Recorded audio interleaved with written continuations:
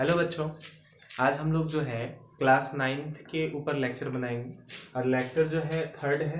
ठीक है, चैप्टर है आपका मोशन, क्लास है 9th और हम लोग आज डिस्कस करेंगे किसके बारे में, वेलोसिटी के बारे में। हमने बताया था कि डिस्टेंस और वेलोसिटी, स्पीड और वेलोसिटी, स्पीड और वेलोसिटी में सिर्फ इतना डिफरेंस था कि स्पीड जो है, स्पीड का कोई फिक्स डायरेक्शन नहीं था, यानी इसका जो है अनफिक्स डायरेक्शन होगा। कैसा डायरेक्शन होगा बच्चों? अनफिक्स्ड होगा। और इसका क्या होगा? एक फिक्स्ड होगा, या फिर कह सकते हैं कि पार्टिकुलर डायरेक्शन होगा। ठीक है यही दोनों में क्या है, मुख्य रूप से डिफरेंस है। इसीलिए इसको हम लोग कह रहे थे कौन क्वांटिटी? Scalar quantity. कौन क्वांटिटी कह रहे थे? Scalar quantity. जबकि वेलोसिटी क्या है? Vector quantity. Vector quantity. ठीक है क्योंकि हमने वेलोसिटी का आपको डेफिनेशन लिखवा चुका है कि वेलोसिटी जो होता है वो डिस्प्लेसमेंट में परिवर्तन की दर को क्या कहते हैं? वेलोसिटी कहते हैं। या फिर कह सकते हैं कि कोई ऑब्जेक्ट यदि डिस्प्लेसमेंट कवर कर रहा है एक यूनिट टाइम में, तो उसी को हम लोग क्या कहेंगे? वेलोसिटी कहेंगे। तो जिस प्रकार से स्पीड का हमने टाइप लिखाया था, उस तरह से वेलोसिटी का भी क्या होगा? टाइप होगा। ठीक है, तो वेलोसिटी का भी उसी तरह से टाइप होगा। पहला टाइप जो होगा उसको हम लोग कहेंगे यूनिफॉर्म या फिर कांस्टेंट वेलोसिटी। देखो बच्चों, हम लोग आप पढ़ेंगे टाइप्स ऑफ वेलोसिटी, यानी आपका वेग का प्रकार। वेलोसिटी को हिंदी में क्या कहते हैं? वेग कहते हैं। ये भी एक चीज नोट कर लीजिएगा, वेलोसिटी को हिंदी में क्या कहते हैं? वेग कहते हैं।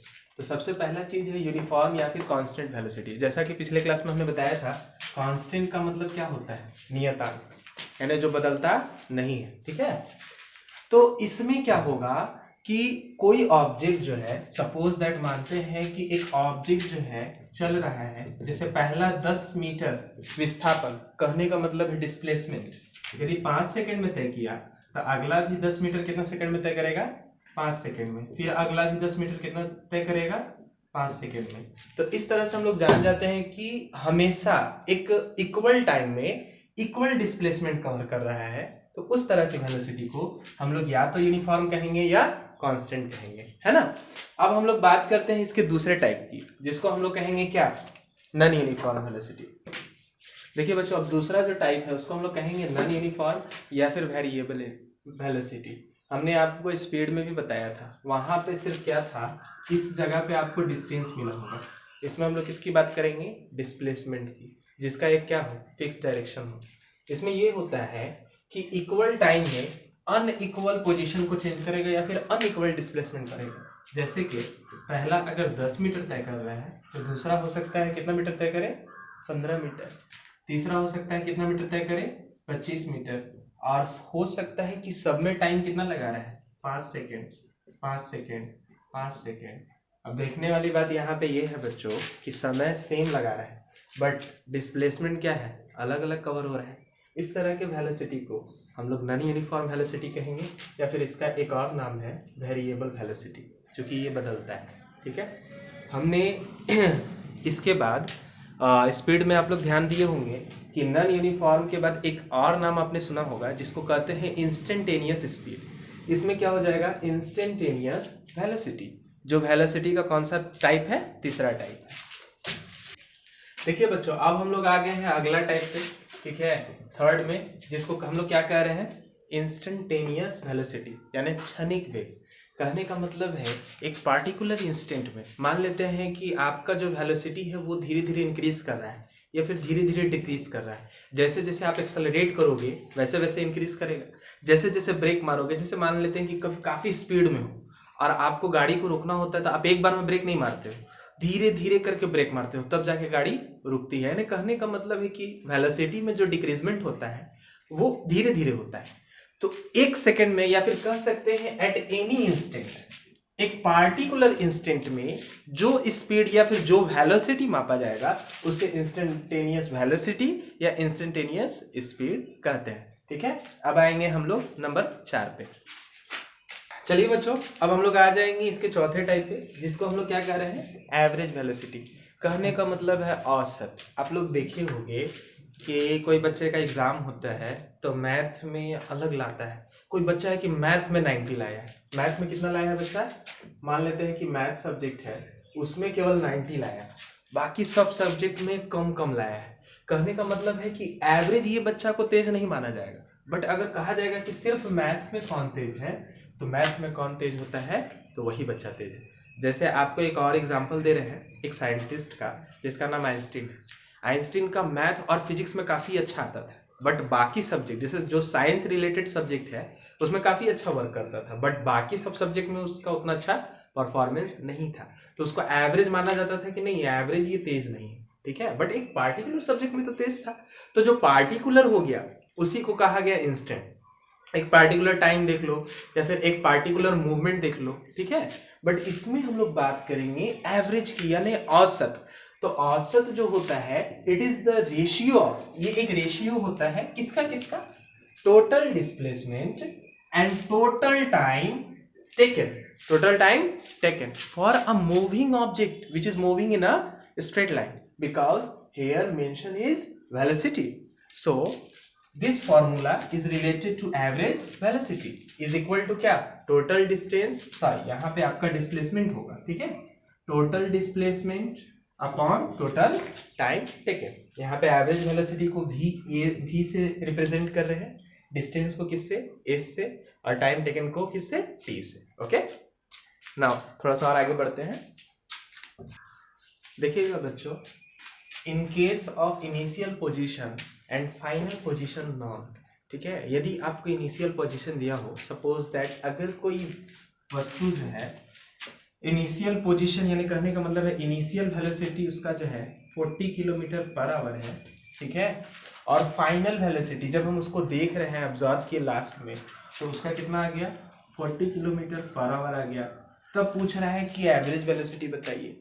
तो एवरेज वेलोसिटी के लिए कुछ नहीं करना है, आपको पता ही है कि हम लोग एवरेज कैसे निकालते हैं, औसत कैसे निकालते हैं।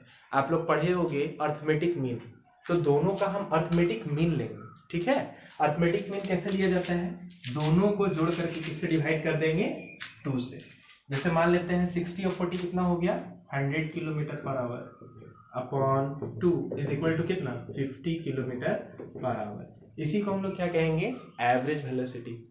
हम लोग जब रास्ता में जाते हैं तो जरूरी नहीं होता है कि एक ही स्पीड से चले, कभी स्पीड घटती भी है, कभी स्पीड बढ़ती भी है। तो उस तरह से देख लेंगे टोटल स्पीड हमने कितना घटाया कितना बढ़ाया, और टोटल को जोड़ करके जितना नंबर ऑफ टाइम्स होगा उससे क्या कर देंगे? डिवाइड कर देंगे। तो यदि आपको इनिशियल पोजीशन पता है या फिर इनिशियल वेलोसिटी पता है, क्या पता है? इनिशियल वेलोसिटी और फाइनल वेलोसिटी आपको पता है। मान लेते हैं कि इनिशियल वेलोसिटी क्या है? u है, और फाइनल वेलोसिटी क्या है? v है। तब जो एवरेज वेलोसिटी का वैल्यू होगा वो होगा v प्लस u बाई 2। इसको हमेशा आप लोग याद रखिएगा, ठीक है। चलिए बाबू, एक न्यू चीज के बारे में हम लोग पढ़ेंगे, जिसे क्या कह रहे हैं? एक्सेलरेशन। एक्सेलरेशन को हिंदी में हम लोग कहते हैं त्वरण।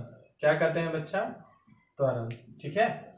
तो त्वरण में थोड़ा सा ध्यान देना है कि एक्सेलरेशन कहते किसे हैं। जो आप लोग एक्सेलरेटर को एक्सेलरेट करते हो, ठीक है, जैसे ही बाजार में कुछ दिखा बढ़िया से एकदम एक्सेलरेट करोगे, ठीक है, और गाड़ी का होगा स्पीड में निकलता है एकदम साइंस से ना, दो लड़कों कहता है कि जाने का जल्दी है इसको, ठीक है, तो आप लोग वो गलती नहीं करोगे, ज़्यादा एक्सेलरेट दोगे तो चले जाओगे, ठीक है। फिर आने वाला का भी रास्ता है ये नहीं है, एकदम वन वे है, ठीक है।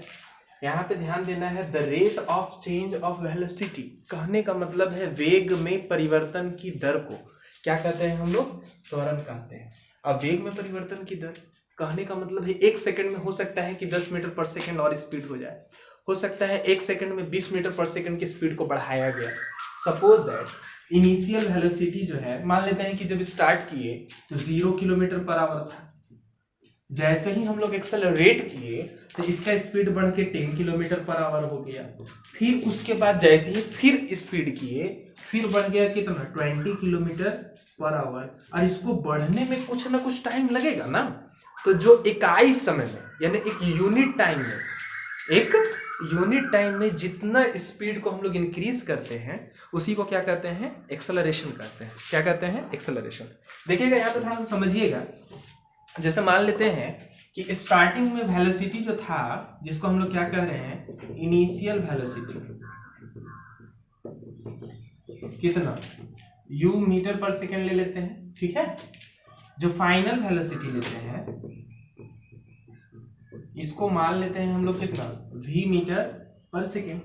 और हो सकता है u से v यानी इंक्रीमेंट में या डिक्रीमेंट में हो सकता है कि घट भी गया हो या बढ़ भी गया हो, लेकिन यहाँ पे हम लोग बात करेंगे v ग्रेटर देन u की, यानी स्पीड क्या हो रहा है, बढ़ रहा है। और ये बढ़ने में टाइम टेकन जो है कितना लगाया, t लगाया। कितना समय लगा, t सेकेंड। ऐसा दुनिया का कोई काम नहीं है बाबू जो होने में समय ना लगे। अगर ऐसा कोई काम है तो हमको जरूर बताना, ठीक है। नोबेल पुरस्कार मिलेगा तुमको, साथ ही साथ हम भी रहेंगे, फोटो खिंचवा लेंगे, ठीक है। पॉपुलैरिटी का बड़ा शौक है हमको। तो 30 सेकंड में मान लेते हैं कि स्पीड u से बढ़ के कितना हो गया, v हो गया। तो कहने का मतलब है कि स्पीड में चेंजिंग कितना हो रहा है, t टाइम में स्पीड में चेंजिंग कितना हो गया, v माइनस u। तो एक यूनिट टाइम में कितना हो जाएगा, v minus u by T. और इसी को हम लोग क्या कर देंगे, एक्सेलरेशन। इसीलिए एक्सेलरेशन का वैल्यू कितना होता है, v minus u by T. इसी को हम लोग कहते हैं क्या, एक्सेलरेशन। जिसको और आगे क्लास में पढ़ोगे तो इसको रिप्रेजेंट किया जाता है delta v by delta T, जो कि अभी पढ़ना नहीं, ठीक है। चलिए आगे हम लोग ध्यान देते हैं, ओके। टाइप्स ऑफ एक्सेलरेशन पे चलिए बच्चों, अब हम लोग जानेंगे टाइप्स ऑफ एक्सेलरेशन के। एक्सेलरेशन के भी टाइप्स होते हैं, हमें वो बहुत टाइप पढ़ना है, ठीक है। तो यहाँ पे ध्यान देंगे, सबसे पहला आता है यूनिफॉर्म एक्सेलरेशन, जिसको हम लोग कहते हैं समान त्वरण। यानी इसमें वेलोसिटी चेंजिंग होगा, बट जो वेलोसिटी चेंजिंग होगा वो आपका इक्वल अमाउंट में होगा। कहने का मतलब है यदि सबसे पहले आपका 10 किलोमीटर पर आवर है तो सेकेंड बार में हो सकता है कि 20 हो जाए, ठीक है। थर्ड टाइम में हो सकता है कि 30 किलोमीटर पर आवर हो जाए, फोर्थ टाइम में कितना, 40 किलोमीटर पर आवर हो जाए। इस तरह से जो स्पीड में चेंजिंग आप देख रहे हैं वो इक्वल अमाउंट में है। यानी आपको देखने से ही पता चल जा रहा होगा कि हमेशा किसी भी बीच का रिलेशन क्या है आपका, 10 किलोमीटर पर आवर। यानी इसमें कितना बढ़ा, 10 बढ़ा, फिर इसमें कितना बढ़ा, 10 बढ़ा, फिर इसमें कितना बढ़ गया, 10 बढ़ गया। तो जो स्पीड का चेंजिंग है वो आपका किस अमाउंट में है, इक्वल अमाउंट में है। इसीलिए इसको क्या कहेंगे, यूनिफॉर्म एक्सेलरेशन। अगर दूसरे टाइप की बात करें बाबू, जिसको हम लोग क्या कहेंगे, non uniform acceleration. Non uniform में आपको कुछ करना नहीं है, सिर्फ क्या करना है कि यहाँ पे जो इक्वल अमाउंट है इसको क्या कर देना है, अनइक्वल अमाउंट कर देना है। तब इसको हम लोग कौन सा एक्सेलरेशन कहेंगे, is called non uniform acceleration. क्या कहेंगे, नॉन यूनिफॉर्म। अगर हम लोग एग्जाम्पल की बात करें, अगर हम लोग एग्जाम्पल की बात करते हैं तो एग्जाम्पल ऐसा नहीं है, हो सकता है पहला 10 किलोमीटर पर आवर हो, सेकेंड में हो सकता है 25 किलोमीटर पर आवर हो, थर्ड में हो सकता है 30 किलोमीटर पर आवर हो। देखिए इंक्रीजमेंट तो हो रहा है, इंक्रीजमेंट तो हो रहा है, या फिर कह सकते हैं कि वेलोसिटी में चेंजिंग हो रहा है, बट क्या इक्वल अमाउंट में हो रहा है। आप खुद देखिए, पहला 10 है, सेकेंड 25 है, थर्ड कितना है, 30 है, यानी सेम अमाउंट में चेंज नहीं हो रहा है। इस तरह के एक्सेलरेशन को हम लोग कौन सा एक्सेलरेशन कहेंगे बच्चा, नॉन यूनिफॉर्म एक्सेलरेशन कहेंगे, ठीक है। आगे एक और टाइप पढ़ेंगे इसका, इंस्टेंटेनियस एक्सेलरेशन, जिसके बारे में आप लोग को हम बता चुके हैं। इंस्टेंटेनियस स्पीड पढ़ाएं, इंस्टेंटेनियस वेलोसिटी पढ़ाएं, यानी एक मूवमेंट पे, पार्टिकुलर इंस्टेंट पे जो वेलोसिटी होगा, जो स्पीड होगा, या फिर जो एक्सेलरेशन होगा, उसी को हम लोग क्या कहेंगे, इंस्टेंटेनियस एक्सेलरेशन। अगर हम क्लास 9th की बात करते हैं बच्चों, क्लास 9th में आपको इंस्टेंटेनियस के बारे में कुछ नहीं पढ़ना है, और ना ही आपको नॉन यूनिफॉर्म के बारे में पढ़ना है। आपको जो एक्सेलरेशन दिया जाएगा वो मात्र आपका यूनिफॉर्म एक्सेलरेशन होगा। किसके बारे में पढ़ना है आपको, यूनिफॉर्म एक्सेलरेशन के बारे में पढ़ना है, ठीक है। ये हमेशा ध्यान में रखिएगा कि अभी आपका एक्सेलरेशन चेंज नहीं करेगा, ना ही वेरी करेगा, क्योंकि नॉन यूनिफॉर्म को हम लोग वेरिएबल एक्सेलरेशन भी कह सकते हैं, ठीक है। चलिए आगे हम लोग पढ़ते हैं। हाँ बच्चों, अब हम लोग पढ़ेंगे इक्वेशन ऑफ मोशन के बारे में। आज का जो क्लास है बहुत ही ज़्यादा इम्पोर्टेंट है, ठीक है। आज का क्लास जहाँ तक हो सके आप लोग जो भी 9th क्लास में बच्चा पढ़ रहा है उसको आप शेयर ज़रूर करिए, ठीक है। ताकि अगर कुछ किसी से शेयर करने से अगर कुछ बढ़ता है तो आप बिल्कुल बढ़ाइए, ठीक है। और नॉलेज ऐसा चीज़ होती है, हर एक चीज़ बांटिएगा तो घटेगा, बट नॉलेज ऐसा चीज़ होती है, ये मेरा पर्सनल मानना है कि मैं भी जब इस फील्ड में आया था तो उतना नहीं था, बट धीरे धीरे मेरा नॉलेज इंक्रीजमेंट हुआ। जितना ज़्यादा आप शेयर करिएगा उतना ज़्यादा आपका नॉलेज बढ़ेगा। तो यहाँ पे हम लोग ध्यान देंगे इक्वेशन ऑफ मोशन पे, जिसे कहते हैं गति का समीकरण, ठीक है। तो अभी अभी हमने आपको बताया था कि जो डिस्टेंस होगा वो किसके बराबर होगा, एवरेज वेलोसिटी इनटू टाइम लिख सकते हैं, क्योंकि हमने बताया था average velocity is equal to क्या होता है, v प्लस यू बाई 2, ठीक है। यहाँ पे हम लोग अगर करेंगे average velocity is equal to, it is the ratio of total displacement into total time. एक और चीज से क्या हो जाएगा, total displacement upon total time. तो यहाँ से डिस्प्लेसमेंट निकालेंगे तो t इंटू एवरेज वेलोसिटी। तो एवरेज वेलोसिटी का वैल्यू कितना होता है बाबू, v प्लस यू बाई 2। इसको लिख सकते हैं v plus u by 2 into t, ठीक है। अब ध्यान देने वाली बात यहाँ पे ये है, देखिएगा बच्चों, आपको हमने एक और चीज बताया था, acceleration is equal to v minus u upon T.